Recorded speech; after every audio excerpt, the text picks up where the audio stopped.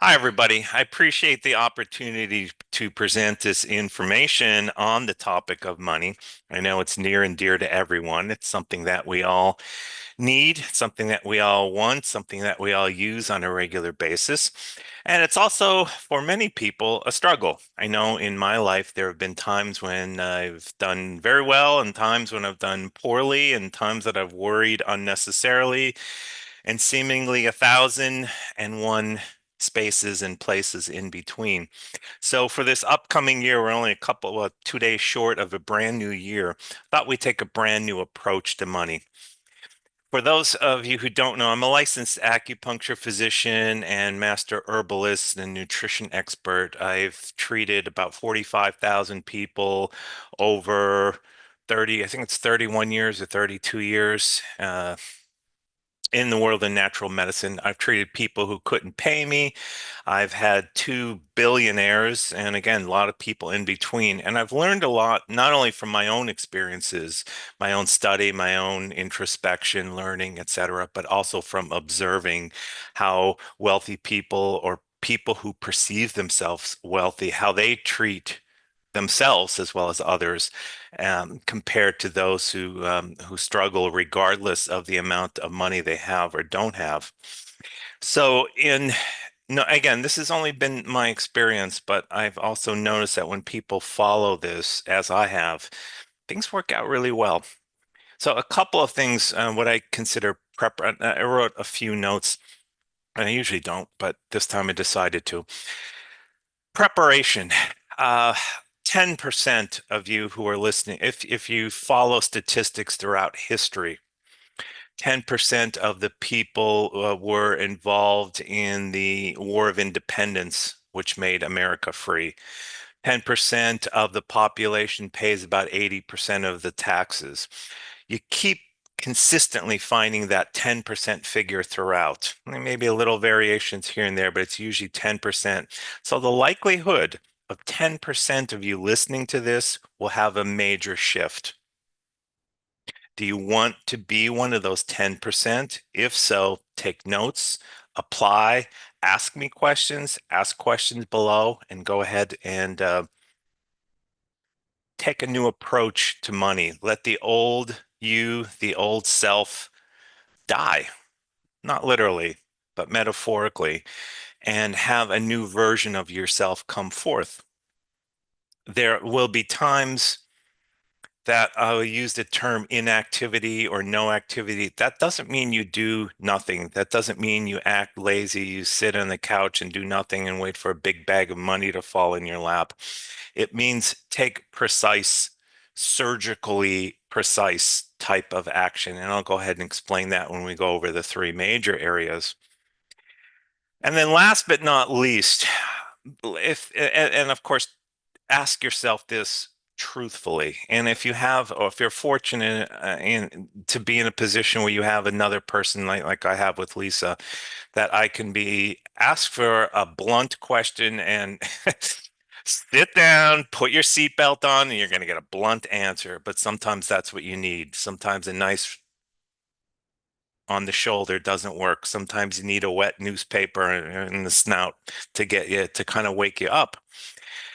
Are you the same person this year as you were last year? I don't mean, age-wise or anything like that. Are you doing the same things, basically the same things in the same way?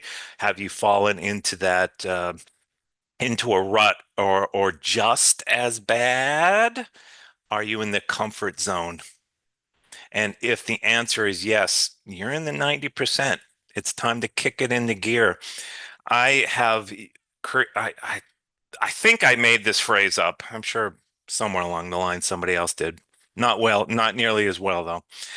And I live by it. And the phrase is this: if I am not learning, I am not living. If I am not learning, I am not living. In other words, if I'm the same person this year I was last year, my life went terribly off track. If somebody says to me, wow, you're the same person now as you were 5 years ago, maybe other than physically, that's an insult.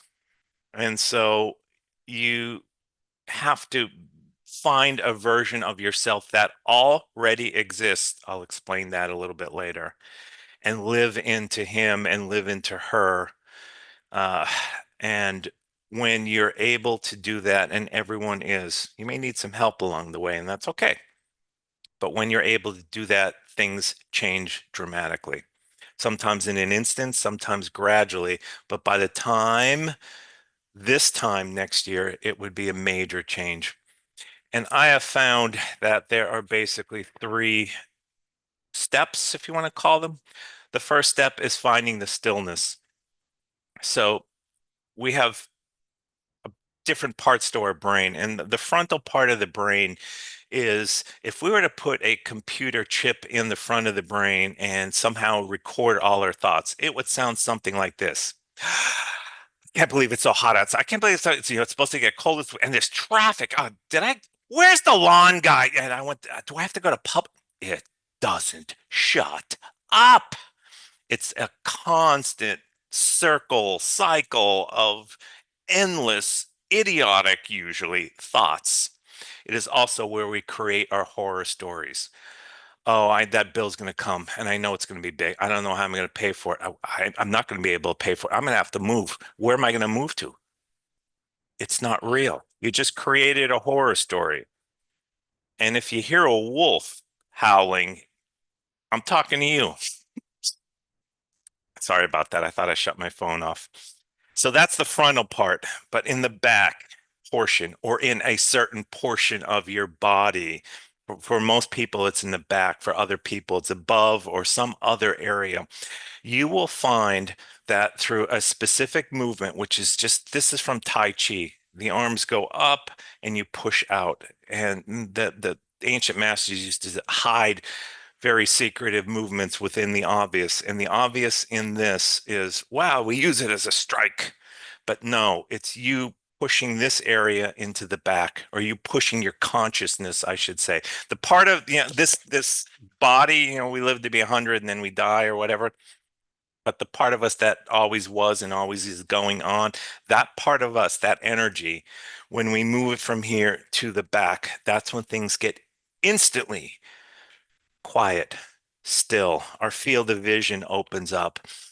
We open ourselves to incredible amounts of creativity, and you just always know what to say, even if what you're saying is complete silence. And that's the first thing you notice. Wow, it's quiet in here. Life slows down, colors are more vivid, the grass is greener, the sky is bluer.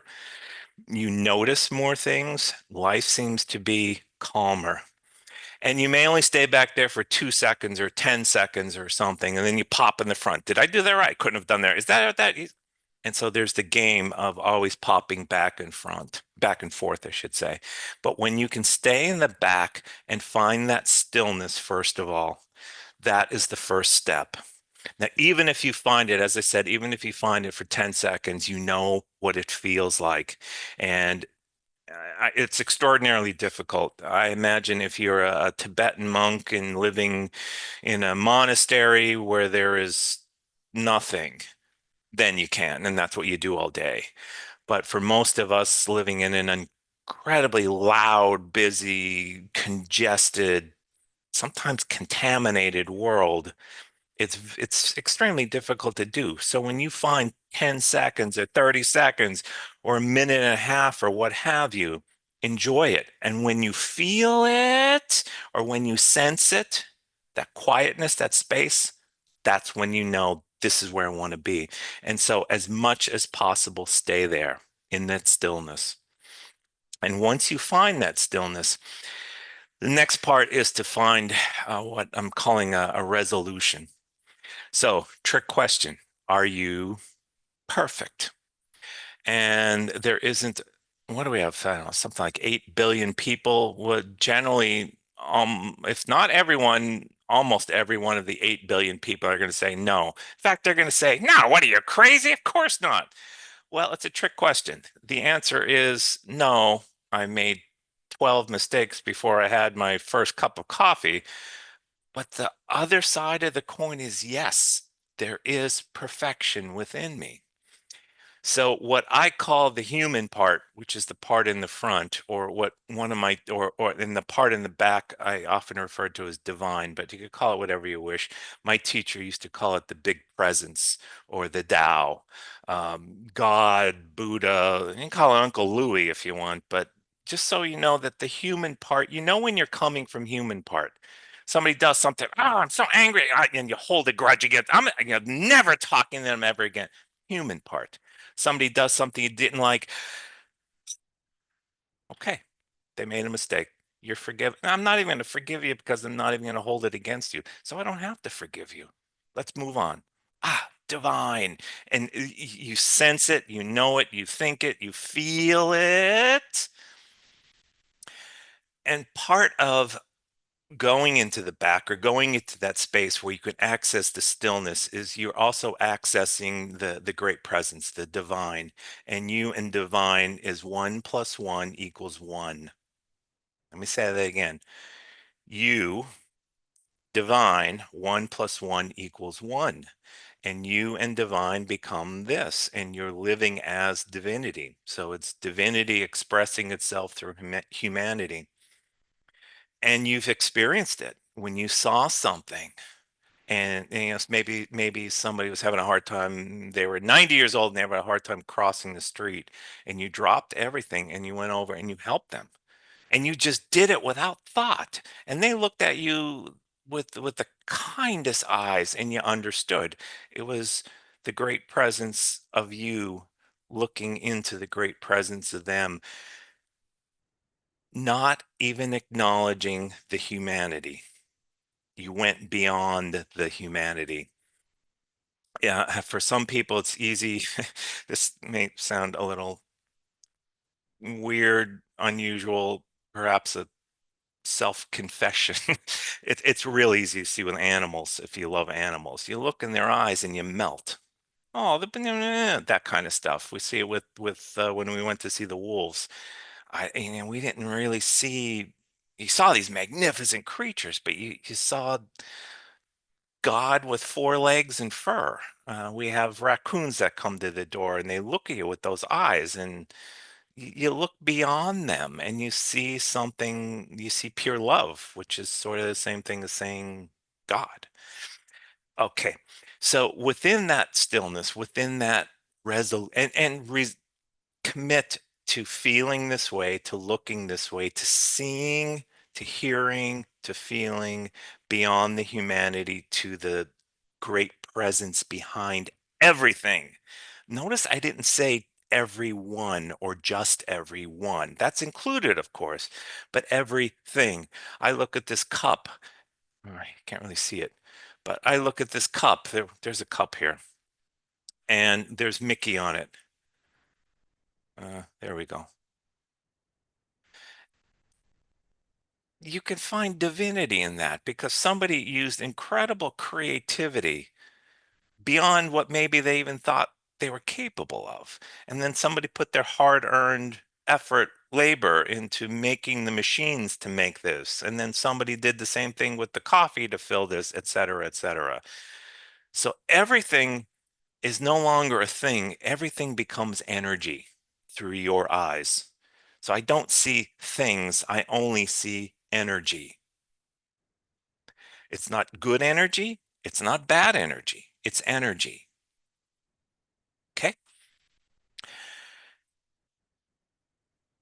When you teach yourself to look at things as there's the divinity in me. And so all I have, I don't know, something like 10 trillion cells.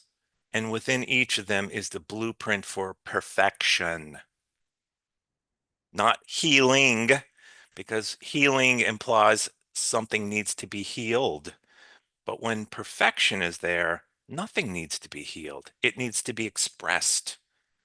When you commit, when you resolve to living in that world, in that frame of mind, in that energy, you begin to see perfection everywhere.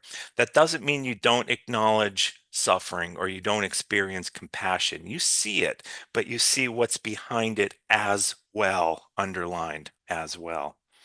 I see the person who's suffering with the brokenness or the torn that or the sickness called XYZ, but I also see the perfection behind that.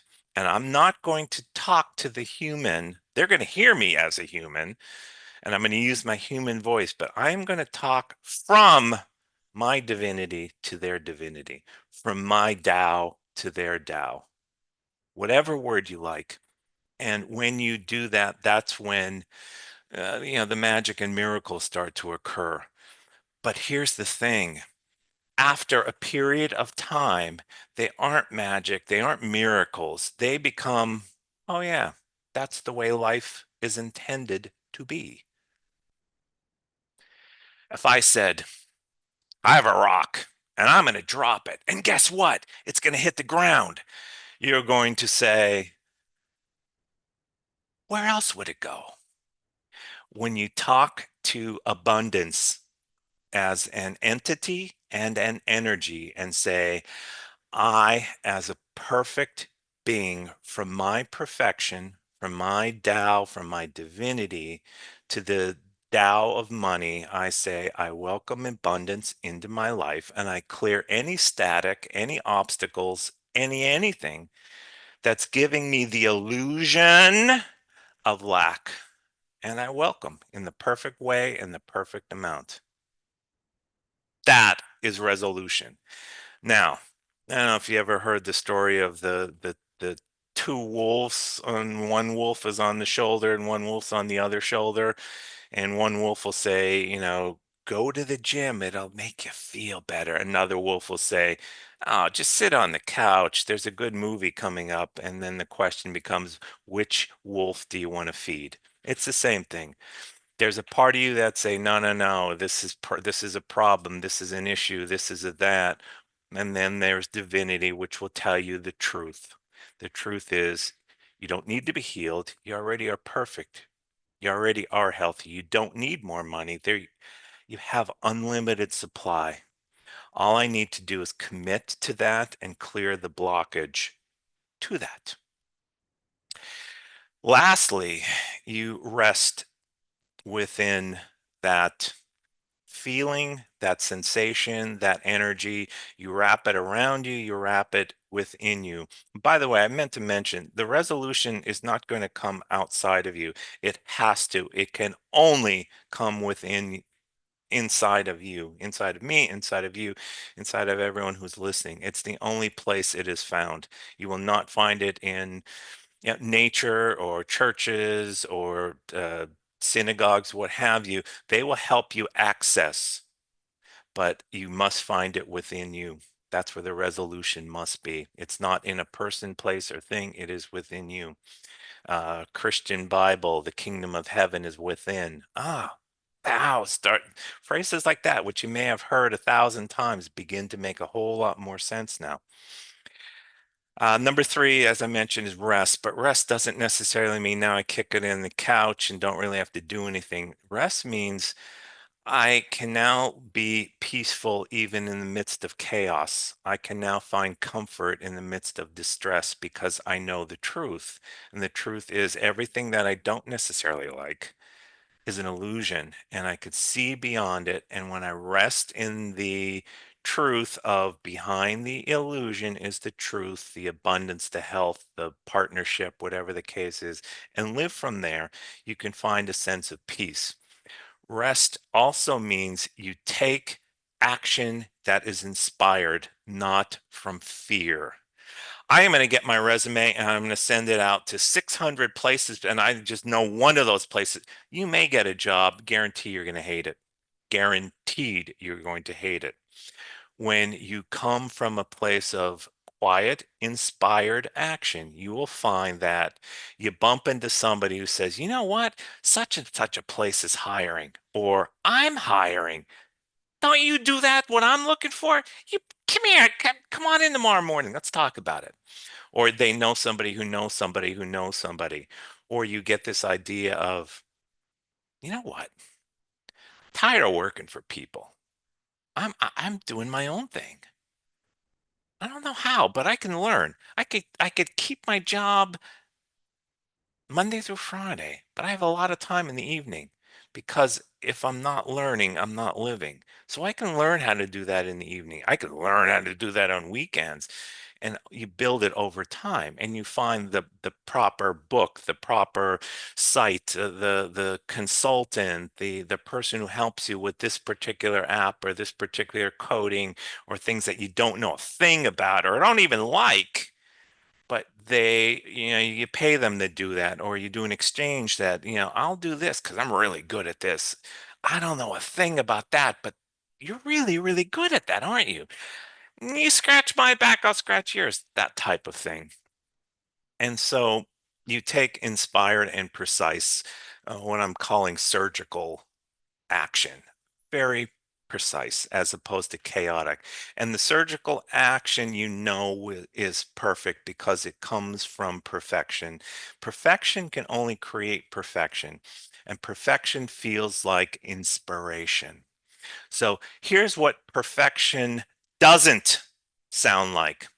Well, if I do this, that's the thing to do, and I'm going to go ahead and maybe I could look here because other people are looking there. And I read about this, and well, there was this ad on TV, and this ad came up on YouTube, and I'm nope, nope, nope. You know what perfection sounds like? Inspired perfection sounds like, let me tell you something. We're going to do this and we're going to do this. I'm so excited. Who needs sleep? I'm going. That's what it sounds like. I may be exaggerating or under performing, so to speak, based on a person's personality. But the tone of voice will quicken, and it's usually a little bit higher, and it's a lot more chi, much more energy. It has faith embedded in there. It has heart-driven power embedded in there. It has angel wings and is ready to take off. So those are the major things. Stillness leading to resolution, leading to rest slash inspired action. And part of that resting, again, resting, I may need to find a better word, is not the I'm going to sit on the couch now. Resting is action that is inspired from faith, not from fear. And it's not faith as in, all right, I'm going to believe this time. Ready? Let's go. Faith is, ah, I feel perfect right now. Yeah. And anything less than this, I'm in a different part of my mind. I'm in a different part of my body. And so I just need to get back there. And so panic or anxiety or irritation or any of that, those are just reminders that you're in the wrong house, so to speak. You're in the wrong room in the house. You're in the wrong space, and you need to get to the back or wherever your space is. There was one more thing I wanted to say. You'll also, and one of the things that can be also helpful is checking your body and finding where my teacher, Vladimir Vasiliev, who is best martial arts teacher I've ever had in my life and a fabulous individual, just a really kind-hearted, brilliant guy. He always describes it as find the tension in your body and then bring your awareness to it. And through movement, through breath, through percussion, whatever, move that energy. So you constantly have this flow in your body. You constantly have a flow of energy in your body. And when things are flowing, things are going. Pain equals stuck energy, always. You can call it 1,001 other things, but pain and any kind of pain. My such and such hurts. I feel depressed. Whatever the case, whatever pain is, it's stuck energy. And through your movement, through your breath, through your intention, whatever you need to do to get it moving, will return you to the perfect state. Other people would call that the healed state, but now we know better. If you have questions, if you need a volume 2 of this, please let me know. I'll be happy to do so. Again, like my channel, please, and like this, and let me know what you think. If you have questions, if you have anything, email me. It's david@davidorman.com. DAVID at DAVIDORMAN.com. I will address every single one of them. It may take me a little bit, but I will promise you, I give you my word, I'll address every one of them. Thank you all for listening, and may you have a blessed, perfect 2026.